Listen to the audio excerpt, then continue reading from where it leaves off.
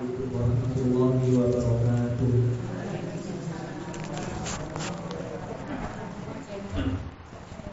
Alhamdulillahi hamdan katsiran thayyiban mubarakan fih kama yuhibbu rabbuna wa yardah. Asyhadu an la ilaha illallah wahdahu la syarika lah wa asyhadu anna Muhammadan 'abduhu wa rasuluh. Yaqulu Allah subhanahu wa ta'ala fil Qur'anil Karim, ya ayyuhalladzina amanu taqullaha haqqa tuqatih wa la tamutunna illa wa antum muslimun. Allahumma shalli wa sallim ala nabiyyina Muhammadin wa ala alihi wa sahbihi ajma'in. Amma ba'du. Kaum muslimat jamaah pengajian rahimani wa rahimakumullah. Alhamdulillah, pada sore hari ini Allah Subhanahu wa taala masih memberikan nikmat kepada kita semua, baik berupa nikmat Islam, iman, nikmat kesehatan, nikmat keamanan, nikmat ketenangan yang ada di dalam hati. Dan semua itu adalah nikmat yang wajib kita syukuri dengan mengucapkan alhamdulillah. Baik ibu-ibu rahimani wa rahimakumullah, mudah-mudahan tidak bosan ya dengan saya, Bu, karena baru pekan kemarin saya mengisi di sini. Makanya ketika kemarin diminta Mas Amno, Ustaz apakah bisa mengisi lagi? Bukannya baru kemarin saya mengisi. Saya khawatir ibu-ibu sami bosan mongkai maning. Dan ibu-ibu rahimani wa rahimakumullah, sebagaimana pengingat bahwa kaum muslimin yang ada di Palestina sekarang benar-benar sedang ditindas oleh orang-orang Zionis, orang-orang Yahudi. Luar biasa, mereka begitu kejam menindas kaum muslimin di sana. Mungkin kita sudah sering mengikuti berita-berita baik yang ada di televisi ataupun di internet, ataupun kalau ibu-ibu yang melek teknologi mungkin melihat Facebook ataupun Instagram, pasti sangat banyak sekali berita-berita terkait dengan Palestina. Hampir 7.000 orang sudah meninggal karena agresi militer yang dilakukan oleh Yahudi. Dan mengingatkan kembali kepada kita semua untuk memperbanyak doa. Kita panjatkan kepada Allah Subhanahu wa taala agar mereka yang sudah meninggal Allah ampuni, Allah terima segala amalannya, dan yang masih hidup diberikan kesabaran dan segera diberi kelapangan oleh Allah Subhanahu wa taala, serta menghancurkan orang Yahudi sehancur-hancurnya. Ini semua sebagai wujud solidaritas kita semua sebagai sesama kaum muslimin. Allah mengatakan wal mu'minuna wal mu'minatu ba'duhum awliya'u ba'd dalam surat At-Taubah. Kaum mukminin baik laki-laki ataupun perempuan yang mereka adalah wali dari sebagian yang lainnya. Artinya apa? Memiliki rasa solidaritas yang tinggi. Ketika yang satu sakit, yang lain juga ikut merasa sakit. Satu hati, seperti satu bangunan. Dan kita wujudkan, kalau belum bisa membantu dengan biaya ataupun tenaga, kita bantu dengan doa kita yang tulus dari dalam hati kita. Baik, ibu-ibu rahimani wa rahimakumullah, niki wonten request tema mungkin. Temanya berkaitan dengan kepengurusan jenazah. Akan tetapi, kalau mengingat pengurusan jenazah itu full dengan praktek atau materinya sangat panjang sekali, saya pilihkan cuplikan yang berkaitan dengan kepengurusan jenazah yang berkaitan dengan kaum muslimat, ataupun hal-hal yang sering sekali tidak sesuai dengan syar'i yang lumrah terjadi di masyarakat, yang itu perlu dikorek kembali apakah ini benar secara syariat ataukah belum. Baik, ibu-ibu rahimani wa rahimakumullah, dalam pembahasan tentang jenazah dalam buku manapun, kita akan menemukan di awal kali pembahasan pasti penulis buku itu mengatakan kita sangat disunahkan sekali untuk banyak mengingat kematian. Dinten iki pun ingat mati dereng Bu. Sampun mungkin alhamdulillah. Karena umurnya sudah lanjut mungkin. Nah, umurnya sudah sepuh. Kalau sudah sepuh kok dereng ingat sedo niku bahaya. Nabi sallallahu alaihi wasallam niku nanti bersabda, "Aksiru min dzikri hadzimil ladzati." Perbanyaklah oleh kalian semua, tidak hanya yang sudah tua, yang masih muda juga diminta untuk memperbanyak. Apa yang diperbanyak? Min dzikri hadzimil ladzat, dari hal yang bisa menghancurkan kelezatan. Napa niki Ibu sekalian? Napa? Kematian itu bisa menghancurkan, memutuskan kelezatan yang dimiliki oleh seseorang. Di dunia rumahnya gedongan-gedongan, mobilnya nyaman, kasurnya empuk, makanannya enak. Allah takdirkan suul khotimah, misalkan naudzubillah. Suul khotimah amin. Naudzubillah mungkin. Allah takdirkan suul khotimah atau termasuk orang-orang yang akan mendapatkan azab kubur. Semua kelezatan itu akan terputus, berganti dengan Allah kesengsaraan. Dan ini kita disunahkan untuk memperbanyak kematian. Supaya apa tujuannya? Bukan untuk longro atau lemes kemudian tidak ngapa-ngapain, boten. Akan tetapi untuk supaya semangat beramal. Ketika menjalankan ketaatan itu semangat. Sholatnya ditambah, sholat sunnahnya ditambah. Dan supaya untuk menjadi rem itu apa Bu? Kalau kencang direm, berhenti. Apa yang direm? Perbuatan maksiat. Kalau hati ini sudah pengen berbuat maksiat, syahwat mulai bergelora dalam hal yang Allah haramkan, ingat mati. Direm, akhirnya dia berhenti. Mau korupsi, ingat mati. Nggak jadi korupsi Bu, nggih? Bayangkan. Mau menyuap, mau menerima suap, mau menerima gratifikasi, ingat mati, nggak jadi terima itu semua. Kalau saya mati semua saya akan tinggalkan, maka nggak jadi itu semua. Itu fungsi untuk mengingat mati, bukan untuk menghilangkan prestasi di dunia ini, bukan. Prestasi tidak ada kaitannya dengan mengingat kematian. Justru dengan mengingat kematian seorang akan lebih berprestasi. Baik, ibu-ibu rahimani wa rahimakumullah. Kemudian setelah itu diiringi dengan pembahasan menjenguk orang yang sakit. Tentu ini akan panjang lebar karena ada hukumnya, ada siapa yang perlu dijenguk, sakit apa yang perlu dijenguk, adab-adabnya. Tapi kita tidak membahas itu dulu. Kita hanya membahas ternyata menjenguk tetangga yang sedang sakit itu keutamaannya luar biasa dulu. Sebagaimana ibu sholat itu mengharap pahala, ibu membaca Al-Quran mengharap apa? Pahala yang banyak. Ibu bersedekah juga mengharap pahala, menghadiri pengajian juga mengharap pahala. Pun demikian ketika ibu-ibu berangkat, menyempatkan waktu, menyempatkan diri untuk menjenguk tetangga yang sedang sakit, berharaplah pahala yang banyak di sisi Allah Subhanahu wa ta'ala. Nabi sallallahu alaihi wasallam mengatakan, "Innal muslima idza 'ada akhahul muslima."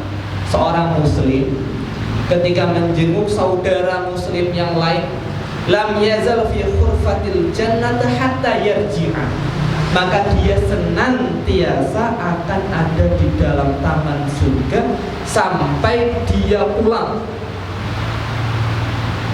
Bukan berarti rumahnya si sakit adalah surga, tapi menunjukkan ini amalan yang menyebabkan seorang masuk ke dalam surganya Allah Subhanahu wa Ta'ala.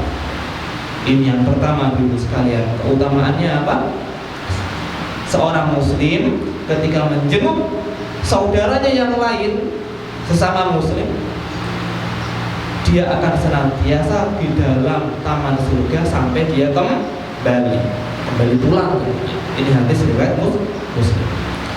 Dalam hadis yang lain, Nabi SAW juga pernah berkata, "Ma min muslimin ya'udu musliman." Tidak ada seorang muslim pun yang menjenguk muslim yang lain budwatan di pagi hari, menjenguk orang yang sakit di pagi hari, illa shalla alaihi sab'una alfa malakin hatta yumsi, kecuali akan ada 70.000 malaikat yang mendoakan kebaikan untuk dia sampai sore hari.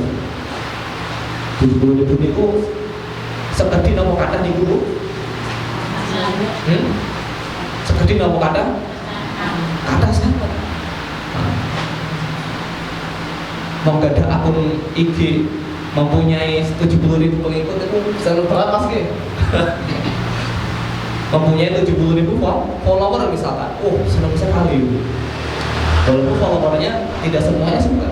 Ini seorang yang menjenguk tetangga ataupun saudaranya di pagi hari dengan penuh keikhlasan, maka akan ada 70.000 malaikat yang mendoakan kebaikan sampai di sore hari.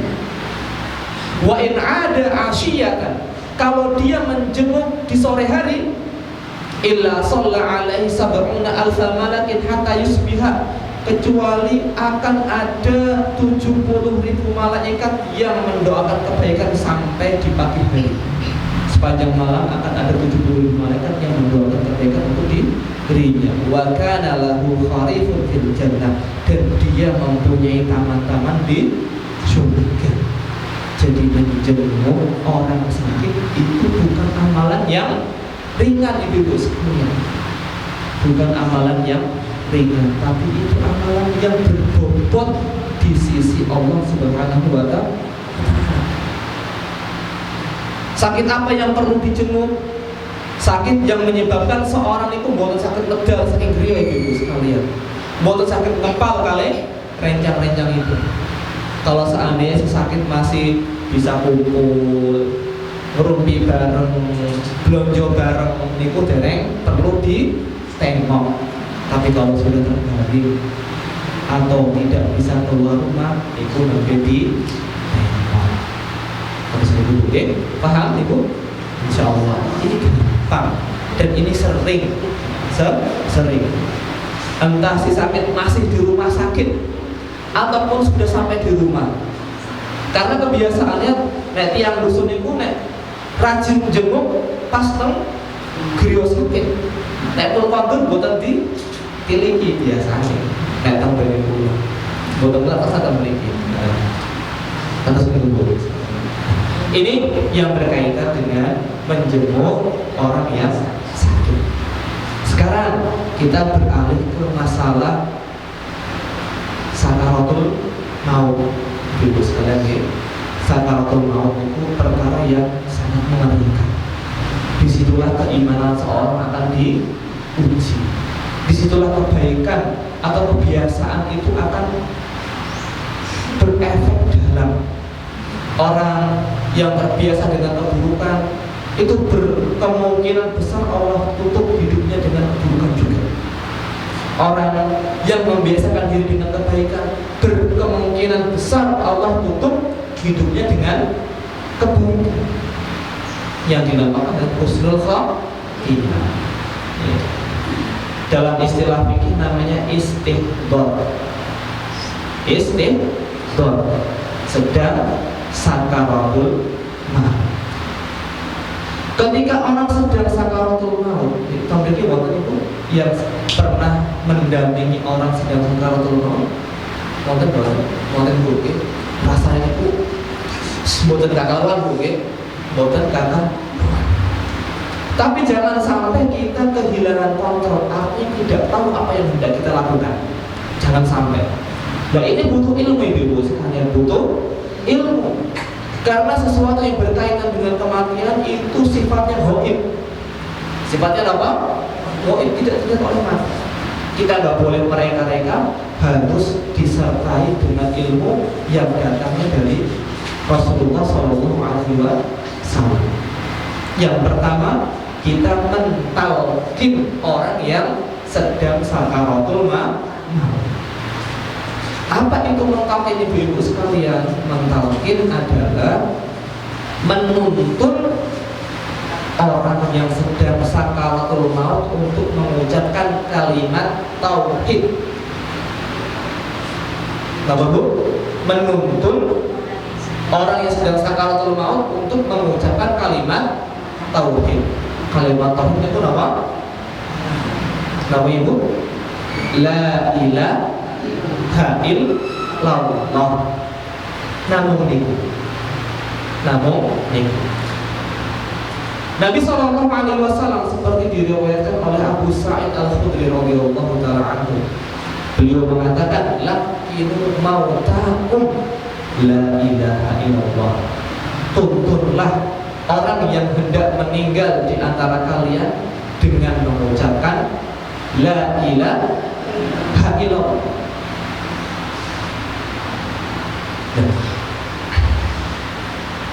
Sehingga ketika seorang bisa mengucapkan di akhir hayatnya la ilaha illallah, itu tanda kebaikan yang sangat besar sekali itu sekarang. Ya, karena tidak mudah, tidak mudah. Banyak orang dipisahkan oleh para ulama ibu sekalian. Ketika menceritakan keadaan orang yang meninggal itu macam-macam bu. Ada yang meninggal disuruh mengucapkan la ilaha illallah malah nyanyi kontes. Ada orang yang disuruh mengucapkan la ilaha illallah malah menyebutkan orang yang dicintai, pacarnya misalnya. Alhamdulillah. Itu tergantung dari kebiasaan ketika masih hidup. Adab dalam mentalkin itu yang pertama, mentalkin dengan lembut. Mentalkin dengan lembut, bukan dengan paksaan. Ayo pak, ngomong la ilaha illallah. Nah, misalkan seperti itu. Diancam macam, oh pengen busuk kamu. Oh misalkan. Dan pengen la ilaha illallah. Tahu bu? Kalau tidak dengan lembut, khawatirnya nanti akan menolak, atau malah justru membalas dengan yang kasar juga. Karena mayat itu sedang dalam keadaan yang luar biasa sakitnya, lagi dalam keadaan goncang. Ya.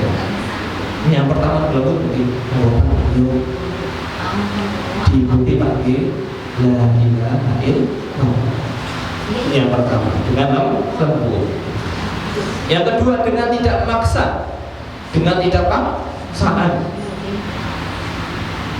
Khawatirnya apa tadi bu? Akan memberatkan si mayit, atau kalau memaksa nanti menolak. Mau misalkan bahaya malah mungkin. Ini yang kedua. Yang ketiga, setelah si mayit ini atau yang orang sedang sakaratul maut ini berhasil mengucapkan la ilaha illallah, itu dibiarkan, jangan diajak ngobrol, dibiarkan, jangan ditakut lagi bu. Sudah berhasil la ilaha illallah, udah namun itu stop, jangan ditakut kembali, ya kan? Karena sudah akhir kalimatnya la ilaha illallah. Nabi SAW mengatakan, maka akhiru kalamihi la ilaha illallah dakhalal jannah. Barang siapa yang akhir kalimatnya ketika di dunia ini adalah la ilaha illallah, maka dia akan masuk surga. Kecuali itu sekalian, setelah mengucapkan la ilaha illallah, orang tersebut mengucapkan kalimat yang lain, misalkan aku pengen mobil cukuplah edan, misalkan seperti itu, maka kita kembali. Kalau sudah mengucapkan la ilaha illallah, tolong dibiarkan. Dan orang Kalau sedang sholat jangan ditinggal. Jangan ditinggal. Ini fungsinya kalau tinggal di rumah itu ada temannya tuh. Karena di sana ada pembahasan apa? Makruh hukumnya seorang tinggal sendirian di dalam rumah. Khawatir kalau ada apa-apa tidak ada yang menolong. Dan ini terkadang ada orang yang sudah sepuh tinggalnya sendirian, tidak ada yang menemani. Ini sangat disayangkan sekali ibu-ibu sekalian. Kalau ada apa-apa tidak ada yang membantu. Nah, di sana ada kesalahan-kesalahan ibu-ibu sekalian yang terkadang terjadi dan kita tidak sadari kalau itu kesalahan. Misalkan hanya menyebut kalimat syahadat tanpa ada isyarat untuk menuntunnya. Misalkan asyhadu an la ilaha illallah wa asyhadu anna muhammadan rasulullah. Hanya seperti itu, hanya menyebut-nyebut saja tanpa ada nuntunnya. Kalau nuntun kan membuat mengkodu diucapkan atau disandarkan la ilaha illallah. Tidak hanya la ilaha illallah, la ilaha illallah, la ilaha illallah. Itu dikira untuk sendiri-sendiri, bukan menuntun. Kalau menuntun itu dengan lembut ucapan la ilaha illallah. Monggo ucapan la ilaha illallah. Nah, ini ada juga misalkan orang yang sakit hanya mengucapkan Allah, Allah, Allah. Kamu itu mungkin, mata bukan? Mata. Niku kurang leres. Yang benar adalah kalimat la ilaha illallah, bukan hanya kalimat lafzul jalalah Allah. Karena lafzul jalalah Allah itu tidak ada sanjungan ataupun tidak ada ikrar dalam lafaz tersebut. Allah apa? Misalkan itu tidak ada sanjungan. Beda dengan la ilaha illallah. Itu kalimat tauhid yang nilainya sangat besar di sisi Allah Subhanahu wa taala. Termasuk juga kesalahan yang lain, misalkan malah dituntun dengan bacaan zikir yang lain. Pak nyebut apa misalkan mungkin Pak nyebut Pak istighfar. Sanes bu, ketika itu bukan tempatnya istighfar, bukan tempatnya baca alhamdulillah atau tahmid atau takbir, bukan. Bukan takbir Allah Akbar, bukan. Tapi la ilaha illallah. Biasanya istighfar itu yang paling banyak diukur. Ayo Pak istighfar. Sanes, ini kurang tepat. Yang tepat ketika Rasulullah adalah apa? La ilaha illallah. Itu pun dengan lembut, tidak dengan paksaan. Kemudian ibu sekalian, rahimahullah, ketika kita menghadiri proses orang sedang sakaratul maut itu harus banyak-banyak mendoakan kebaikan, Bu. Banyak mendoakan kebaikan. Jangan sampai berbicara yang tidak. Ini yang misalkan boleh. Harus kita pandai menjaga lisan kita. Harus pandai menjaga lisan kita, jangan sampai ucap yang tidak. Nabi sallallahu alaihi wasallam mengatakan idza hadartumul maridha awil mayyita faqulu khairan. Jika kalian menghadiri orang yang sedang sakit keras, Bu, atau seorang yang sedang istighfar ataupun sudah meninggal, faqulu khairan, maka ucapkanlah ucapan yang baik. Apa itu? Doa kebaikan, harapan kebaikan. Kalau mereka Sulfatimah astagfirullah, jangan sampai bicara seperti apapun kondisi. Tolong dijaga lisannya, karena sering kepucuk, sering ke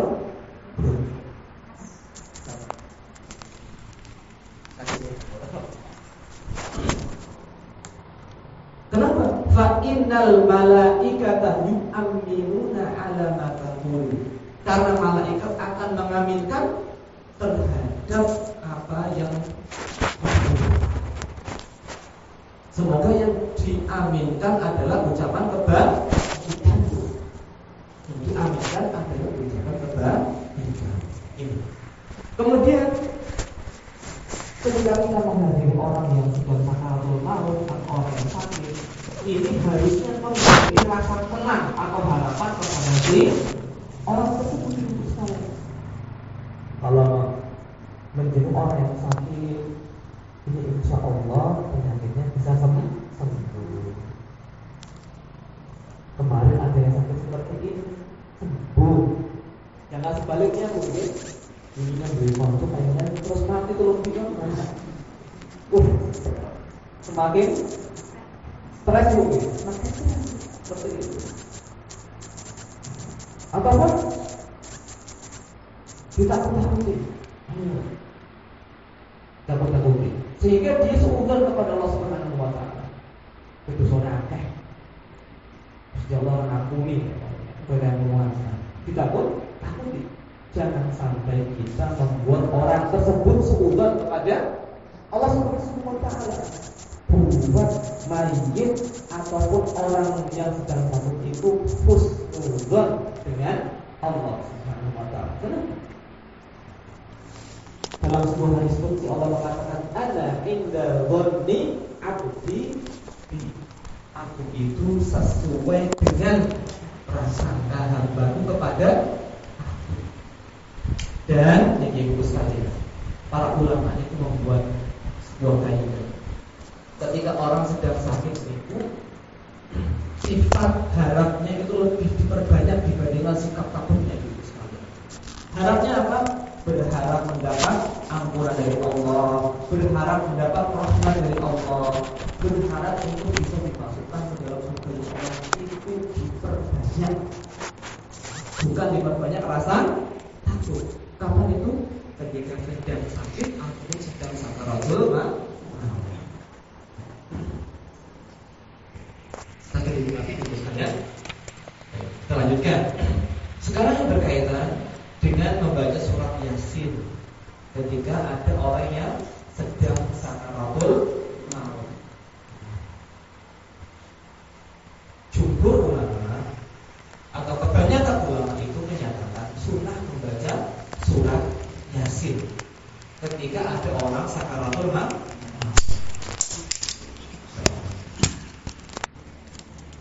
Bukan direkam, bukan apa-apa. Tidak apa-apa. Kalau mau setting di sini aja, ibu malam pakai. Oh, setting di sini aja. Saya ulangi kembali mungkin. Membaca surat Yasin menurut jumhur ulama itu hukumnya sunnah, tidak mengapa ketika ada orang sakaratul maut. Dengan catatan sudah ada yang mentalkin ibu sekalian. Jangan ada yang tidak mentalkin, malah pada baca surat Yasin. Yang baca surat Yasin juga ada, yang mentalkin, yang mengurus di sampingnya juga ada. Dan ini pendapat yang dipilih juga oleh Syekhul Islam Al-Taimiyah rahimahullah taala. Beliau mengatakan, wal qira'atu 'alal mayyiti ba'da mautihi bid'atun. Bikhilafil qira'ah 'alal muhtadhar fa innaha tustahabu biyasin. Membaca Al-Qur'an untuk orang yang sudah meninggal setelah kematiannya itu perkara yang bid'ah. Berbeda dengan membaca Al-Qur'an ketika seorang sedang sakaratul maut, maka disunahkan dengan membaca surat Yasin, ya kan? Tapi catatannya adalah ketika sudah ada yang mentalkinnya, tidak apa-apa. Anak yang pertama mentalkin, yang kedua baca surat Yasin dengan harapan keluar rohnya itu gampang. Dengan harapan keluar rohnya itu gampang. Kemudian perkara selanjutnya ibu sekalian, disunahkan juga menghadapkan mayit ke arah kiblat, yaitu dengan cara seperti posisi orang meninggal bukit, kepala di sebelah utara, kemudian dimiringkan ke arah kanan ketika sedang istighfar. Itu kalau bisa, kalau tidak bisa juga tidak masalah. mau mujur manapun tidak masalah, tidak ada pengaruhnya.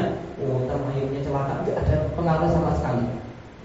Mau mujur ngetak, ngulon, ngawur itu tidak masalah.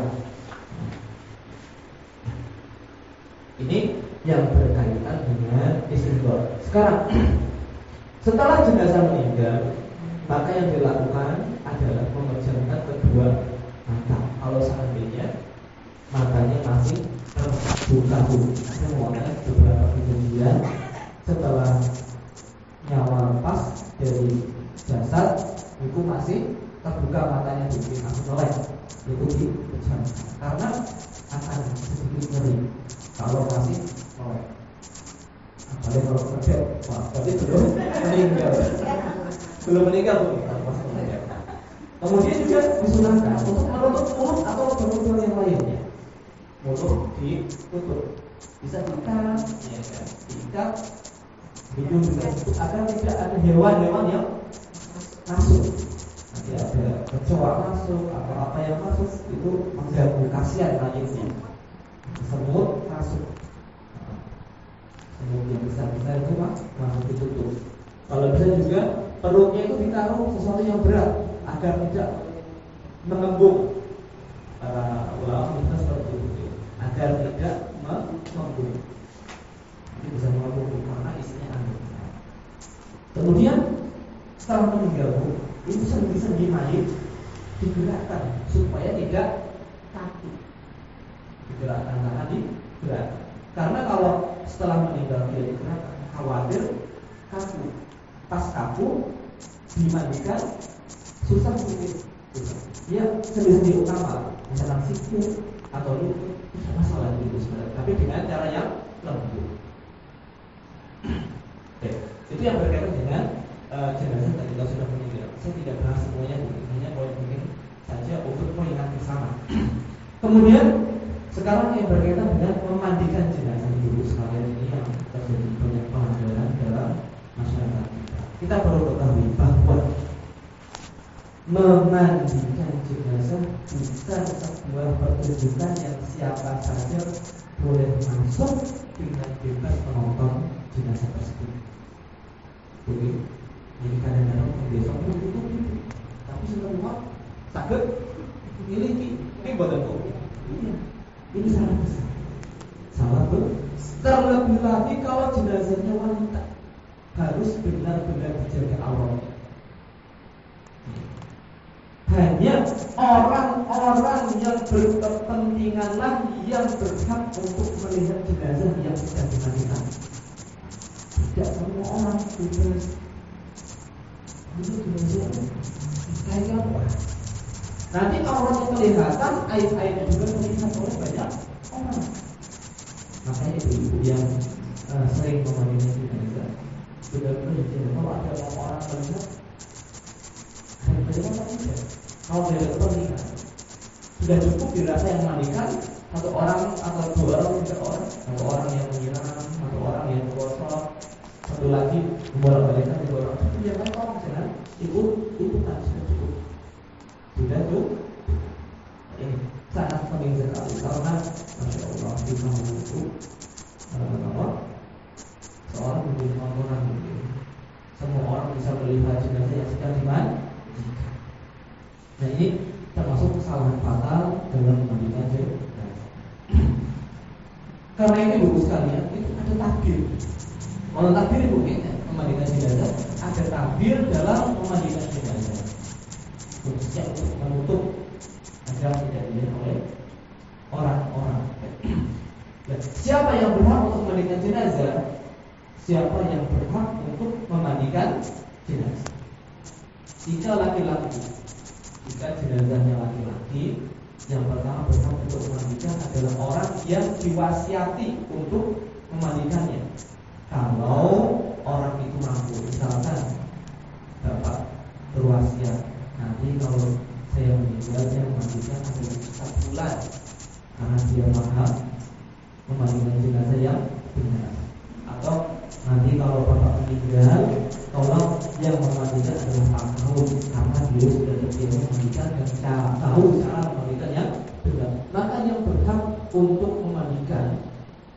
paling berhak adalah orang tersebut, bukan kerabat yang lain. Yang lain boleh membantu, boleh silakan. Tapi yang berhak paling utama adalah tadi yang mendapatkan wasiat untuk mati. Ini yang pertama. Kemudian ayah, kalau ayah masih hidup, maka ayah yang berhak untuk memandikan. Apapun kakek, kemudian diikuti oleh anak, kalau ada anak ayah yang meninggal, anak boleh memandikan. Ini juga laki-laki. Istri boleh memandikan atau tidak? Sangat boleh sekali. Istri boleh memandikan suami yang sudah meninggal. Tidak ada larangan. Tapi tolong jaga jangan sampai apa tuh semaput. Tapi khawatirnya kok semakin dulu karena kesedihan yang luar biasa ditinggal oleh sang suami, apalagi suaminya baik sekali, ya kan, pengertian, sayang pada istri, sayang kepada anak. Biasanya wanita itu kan beberapa kali nanti pas mereka tidak mampu, khawatir terjadi apa-apa, mungkin dikasihkan yang lain saja, yang lebih kuat hatinya, lebih kalah. Nah, seperti itu. Ini kalau jenazahnya laki. Kalau jenazahnya perempuan, ibu sekalian, yang berhak untuk memandikan adalah wanita dari karib kerabatnya. Yang pertama, yang kedua adalah suami. Yang kedua adalah suami. Ini wanita. Tidak boleh bagi laki-laki ajnabi. Laki-laki ajnabi itu sinten? Yang tidak ada hubungan akor sama sekali dengan wanita tersebut. Tidak boleh bagi laki-laki ajnabi ini untuk memandikan mayit perempuan. Betul. Siapapun dia, sampai berapa tahun, itu boleh larang memandikan jenazah perempuan. Boleh larang perempuan begini, atau bisa perempuan begitu. Karena yang saya mengalami baca buku manapun tidak boleh. Iya, kalau yang boleh masuk ke kamar mandi itu hanya perempuan saja. Karena perempuan ketika dimandikan pasti akan dibuka sedikit auratnya atau kainnya akan membentuk lalu tubuh. Karena yang untuk menutup masih tipis mungkin, jahit atau apa, nanti akan membentuk tubuh. Dalam tubuh itu tidak boleh dimandikan. Anak laki-laki boleh, laki-laki yang belum balik, laki-laki yang belum balik tidak apa-apa. Ya, yang bisa cuma yang penuh untuk mengeluarkan kotoran. Namanya ibu-ibu itu nanti harus ada ibu-ibu yang bisa. Kalau dulu saya di perumahan tinggal di Bogor, itu ada tim pengurus jenazah perempuan. Memang benar-benar dilatih, benar-benar dilatih. Supaya apa? Supaya sesuai sama ibu. Perempuan yang bisa memegang dan melihatnya hanya perempuan saja. Karena aurat itu dijaga ketika masih hidup ataupun ketika sudah meninggal. Islam itu masya Allah sangat menghargai auratnya perempuan. Ketika hidup dijaga, ketika meninggal juga dijaga. Nah, ini menurut saya ada permasalahan sampai para ahli fikih membawakan permasalahan ini dulu sekali. Ketika ada seorang perempuan itu meninggal di antara laki-laki yang tidak ada ikatan mahram sama sekali. Perempuan itu meninggal, tapi di antara laki-laki yang tidak ada ikatan mahram sama sekali. Ataupun sebaliknya, seorang laki-laki meninggal di antara perempuan-perempuan yang tidak ada ikatan mahram sama sekali. Dan tidak ada orang yang diperbolehkan untuk menikahnya. Maka orang tersebut ditayamumkan, bukan dimandikan. Ini kesepakatan para ahli fikih dari Imam Mazhab. Tidak boleh laki-laki memandikan perempuan atau perempuan memandikan laki. Maka ditayamumkan. Wallahu ta'ala. Ini yang saya ketahui dulu sekarang. Baik. Sekarang kita lanjut ke permasalahan berikutnya, mungkin apakah seorang yang memandikan jenazah harus mandi? Ya. Setelah memandikan jenazah, disunahkan untuk mandi.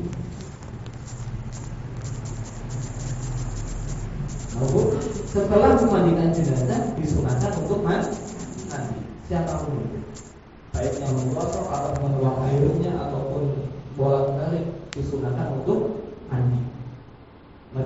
seperti mandi janabah, seperti mandi janabah. Nabi SAW mengatakan, "Man ghassala mayyitan falyahtasil." Barang siapa yang memandikan jenazah, maka hendaknya dia mandi. Wa man hamalahu falyatawadda. Barang siapa yang mengusung jenazah, hendaknya setelah itu dia berwudu. Ini sifatnya hanya anjuran, tidak wajib. Kenapa? Abdullah bin Umar radhiyallahu taala anhu mengatakan, "Kunna naghsilul mayyita fa minna man lam yahtasil wa minna man la yahtasil." Dulu kata Abdullah bin Umar ini para sahabat. Abdullah bin Umar adalah sahabat Nabi sallallahu alaihi wasallam. Beliau mengisahkan, dulu kami para sahabat ketika memandikan jenazah, di antara kami ada yang mandi setelah itu dan di antara kami ada yang tidak mandi setelah itu. Artinya bebas. Mau mandi ya silakan, itu lebih baik. Kalau tidak mandi juga tidak mandi. Ini yang berkaitan dengan memandikan jenazah. Sekali lagi saya tidak berbicara tentang tata caranya dulu, hanya poin-poin ini saja. Kemudian sekarang masuk ke bab mensolati jenazah. Mensolati jenazah. Mensolati jenazah itu keutamaannya besar itu sekali. Nabi SAW seperti hadis dalam Sahih Bukhari dan Muslim dari sahabat Abu Hurairah radhiyallahu anhu. Beliau mengatakan, "Man syahida al-janazah hatta yusalli 'alaiha falahu qiram." Barang siapa yang menyaksikan jenazah sampai ia mensolatkannya, maka dia mendapatkan satu qiram. Satu apa bu? Qiram, setunggal qiram. Qiram itu seperti gunung yang besar, satu gunung yang besar, berupa pahala kebaikan dari Allah Subhanahu wa taala. Itu akan bukan sangat besar sekali gunung. Kalau ada orang menganggap gunung kecil itu berarti dia bermasalah. Bermasalah mungkin. Seperti itu. Wa man syahida hatta tufana kana lahu qiratan. Barang siapa yang menyaksikan jenazah sampai dimakamkan, maka dia mendapatkan 2 qirat. Qila wa mal qiratani. Ada yang bertanya, apa itu 2 qirat wahai Rasul? Qala mislul jabalaini al-'azimain. Seperti 2 gunung yang sangat besar. Kedua, maka barang siapa yang sudah menghadiri jenazah, wis layak kok orang sholat plus orang nganter di pemakaman niku rugi. Dan pertanyaannya, apakah wanita tetap disunahkan untuk sholat jenazah? Karena hukum sholat jenazah itu fardu kifayah, mungkin yang penting sudah ada mensolatkan, sudah gugur dari yang lain. Tapi kalau seandainya pahalanya sebesar gunung, kok kita menyia-nyiakan, itu kan rugi sangat rugi. Rugi buat ibu sekali. Rugi sekali. Kalau begini, seribu itu. Yang ekstrim ini itu lupa buatan bersolat jenazah. Buatan rugi. Jarang atau sih rugi. Kenapa? Biasanya sholat jenazah juga. Alhamdulillah. Biasanya makmum bapak. Ada imamnya. Ini tidak masalah. Jadi wanita tetap disunahkan untuk sholat jenazah. Wanita tetap disunahkan untuk sholat jenazah dan mendapatkan keutamaan tadi untuk sekalian. Apa itu?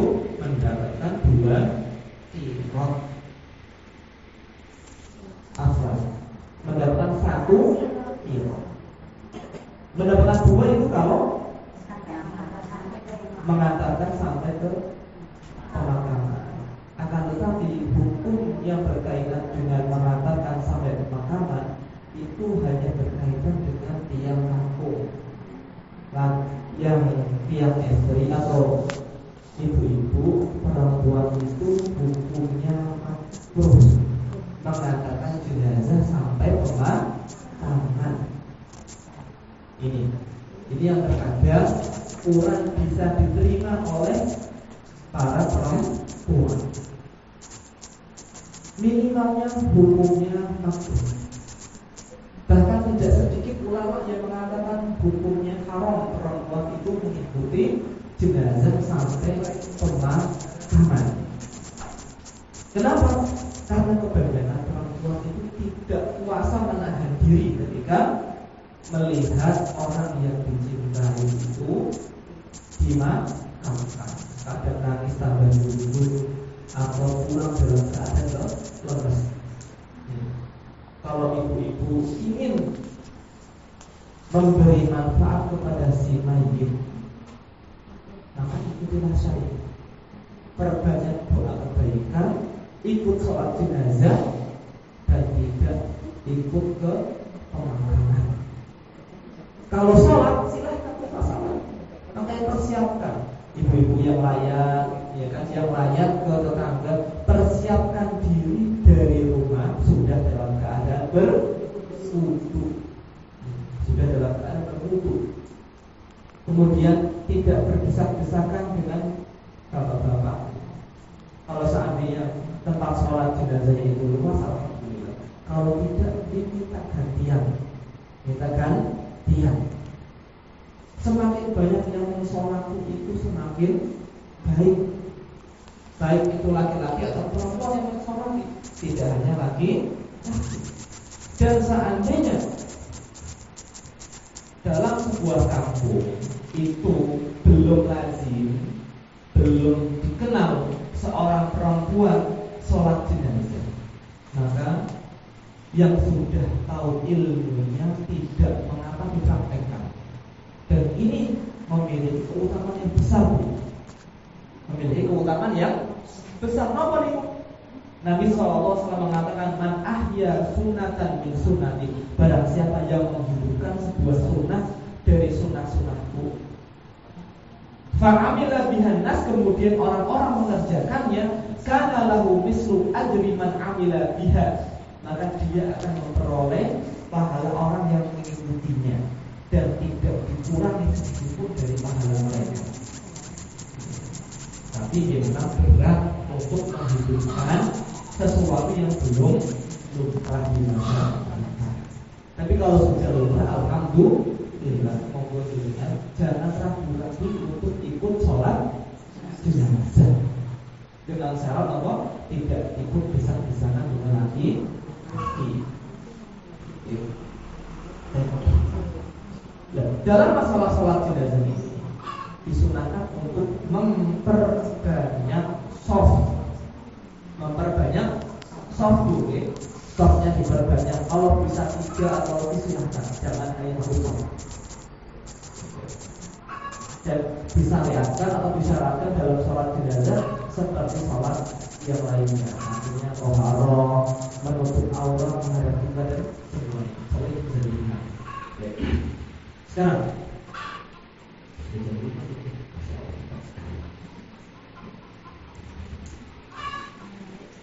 mengiringi jenazah. Sekarang saya cukupkan untuk sholat jenazah. Sekarang kita masuk ke dalam mengiringi jenazah. Mengiringi jenazah memiliki keutamaan yang besar juga, seperti yang disebutkan dalam hadis nanti ini untuk laki-laki. Kalau perempuan, jumhur ulama, jumhur itu kebanyakan mengatakan kalau perempuan yukrahu, dimakruhkan ittiba'ul janaiz, untuk mengikuti jenazah, makruh. Ummu Atiyah itu salah satu dari sahabiah. Dia mengatakan, nuhina 'anil tiba'il janaizi wa lam yu'zam 'alaina. Kami dulu dilarang untuk mengikuti jenazah. Kira-kira Kalau sahabat Nabi SAW mengatakan seperti itu, yang melarang seperti itu. Nabi SAW boleh. Kami dulu dilarang mengikuti jenazah. Berarti yang melarang sinten? Nabi SAW. Walam yuzam alaina, akan tetapi larangan itu tidak terlalu kuat untuk kami. Dilarang tapi tidak teman-teman. Beda dengan larangan minum khamr atau larangan makan daging babi. Beda, itu larangannya kuat. Tapi kalau ini larangannya dilarang, tapi hanya dalam konteks makruh. Makruh itu dibenci. Kalau ditinggalkan justru malah mendapatkan. Kalau dilakukan dia tidak mendapatkan dosa. Tentang ini pendapat Imam Syafi'i rahimahullah taala. Imam Syafi'i mengatakan yustahabu lil rijal ittiba'ul janazah. Imam Syafi'i Imam kita bersama, disunahkan untuk kaum laki-laki mengikuti jenazah sampai dikuburkan. Ini disepakati oleh semua ulama.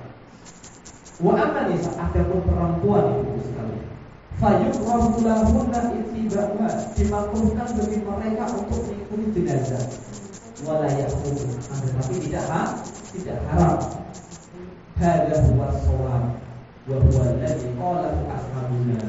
Inilah pendapat yang benar dan inilah yang dipegang oleh para pengikut mazhab Syafi'i. Ini perkataan Imam Syafi'i yang dinukilkan oleh Imam Nawawi rahimahullah ta'ala. Sekarang saya ada catatan dulu sekalian. Dalam penyelenggaraan jenazah ini sangat erat kaitannya dengan kepercayaan publik. Sangat banyak kepercayaan masyarakat yang berkaitan dengan jenazah. Kepercayaan A, kepercayaan B, ataupun yang lainnya. Nah, kepercayaan itu mirip dengan akidah. Dengan kalau percaya dengan yakin dengan sesuatu yang tidak terlihat, itulah akidah. Itulah keyakinan. Kepercayaan seorang muslim itu harus berdasarkan dengan dalil. Dengan apa, Bu? Dalil. Karena berkaitan dengan hal yang mungkin. Tidak boleh seorang muslim mereka-reka. Misalkan orang kalau sudah meninggal jiwai kembali, kalau mendapatkan nikmat hukum, dalilnya mana?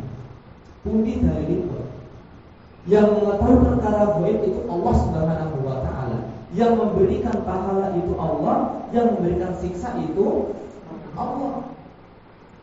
Dan kalau ada perkara yang mendatangkan kebaikan, insya Allah itu diajarkan oleh Nabi kepada umatnya. Dan insya Allah kalau perkara itu mendatangkan kemudaratan, itu pasti diperingatkan oleh Nabi Sallallahu Alaihi Wasallam. Tapi kalau seandainya Nabi Sallallahu Alaihi Wasallam tidak memerintahkan atau tidak memperingatkan, itu sebaiknya tidak kita lakukan. Mencukupkan diri dengan ilmu yang kita punya, dengan dalil-dalil yang ada. Contohnya misalkan dulu sekalian. Biasanya itu ada tradisi rombol, dibawa ke tangga. Itu kalau ditinjau dari segi-segi tidak ada. Kalau berkeyakinan itu mendatangkan kemanfaatan bagi si mayit, kita perlu pertanyakan dari mana kita tahu si mayit itu memperoleh manfaat dari kegiatan tersebut.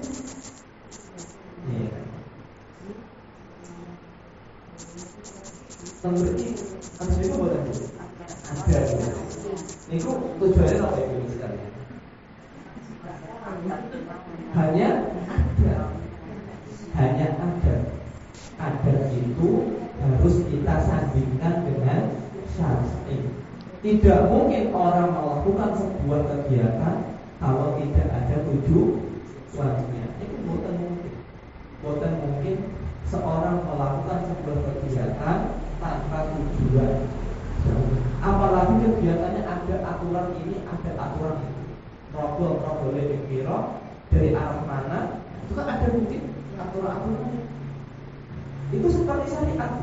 Kalau sudah menentukan aturan ini seperti perintah, syariat menentukan mandi berapa kali, menggunakan apa, sholatnya berapa kali takbir, itu syariat memberi aturan. Nah, kalau seandainya ada seperti itu bisa dibilang mungkin saya tidak ada dalilnya, maka rasanya harusnya tidak kita lakukan.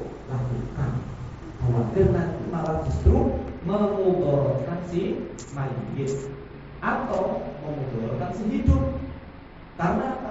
Sudah mempercayai hal yang selayaknya tidak boleh dipercayai. Itu karena sudah menerima mungkin nomor saya buka sesi pertanyaan, kalau saya jawab, kalau tidak sebenarnya masih ada beberapa tempat di Islamnya, tapi karena waktu sudah habis dan cukup lagi. Oh, nanti minggu depan kok insya Allah. Masih ada beberapa sih, masih ada beberapa, berarti cukup untuk pertemuan insya Allah. Mau ada pertanyaan? Itu kalau mungkin kalau dosa itu mungkin ya kalau orang dulu ada filosofinya ada, tapi kan untuk kesini harus tidak tahu. Enggak, makanya Harus tidak tahu. Mungkin tas dulunya ada bunyi jarak baru. enggak. Alhamdulillah Bu, kita mempunyai pegangan. Sebagai apa Bu? Al-Quran, hadis Nabi Sallallahu Alaihi Wasallam. Itu sudah pasti benar Bu. Kalau sunnahnya itu sahih, diatur. Tapi kalau filosofi ada, itu masih bisa kemungkinan salah karena hanya berdasarkan dari filosofi. Kalau Islam kita mengambil dari Al-Quran atau hadis Nabi Sallallahu Alaihi Wasallam, insya Allah itu benar dan bisa dipertanggungjawabkan. Kalau seandainya Allah Subhanahu Wa Taala bertanya kepada kita, mengapa kamu melakukan hal tersebut? Jawabannya gampang, karena apa? Saya membaca Al-Quran, karena ada hadisnya seperti ini maka saya lakukan. Kenapa kamu tidak melakukan? Karena tidak ada dalam Al-Quran, karena tidak ada dalam hadis. Selesai jawabannya ibu sekalian. Beda kalau saatnya kita mengikuti ini dan itu, ya, nanti masih bisa bertanya, mengapa kamu lakukan padahal tidak diajarkan oleh Rasulullah SAW? Ya kan? Sama. Islam itu sangat gampang sekali, sangat sederhana sekali. Terkadang kita yang membuat susah diri sendiri. Begitu.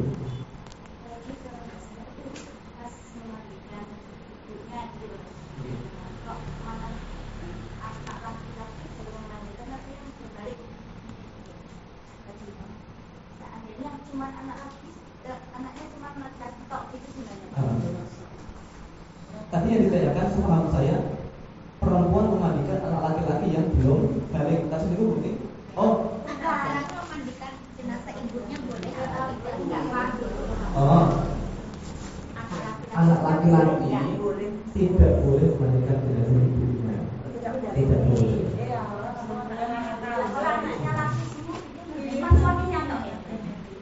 Suaminya, karena anak laki-laki itu tidak boleh melihat aurat ibunya. Anak laki-laki tidak boleh melihat aurat ibunya, kecuali aurat yang biasa nampak di keluarga. Iya kan? Jadi aurat kamu boleh. Masalah aurat perempuan itu yang mughalladzah antara surah pusat sampai lutut. Jadi antara lutut sampai ini pusat itu tidak boleh dilihat. Makanya kalau sekarang ada perempuan keluar terbuka pahanya itu kalau dibilang berat itu kenapa? Ini aurat yang sangat berat sekali bagi perempuan. Sampai pun mahram pun tidak boleh melihat. Selain apa? Suami, anak, kakak, adik, bapak. Di keluarga sebetulnya masih ada batasan aurat. Untuk perempuan. Jadi di rumah pun ibu perhatikan aurat. Jangan sampai misalkan kamu ini pahanya terbuka atau dadanya terbuka sekali. Padahal di situ ada anak laki-laki, tetap ada batasannya. Seperti itu, tadi kalau seandainya tidak ada anak laki-laki, wanita muslimah yang lainnya, iya itu lainnya, terutama yang bisa memandikan, seperti itu. Allah Ta'ala. Alhamdulillah.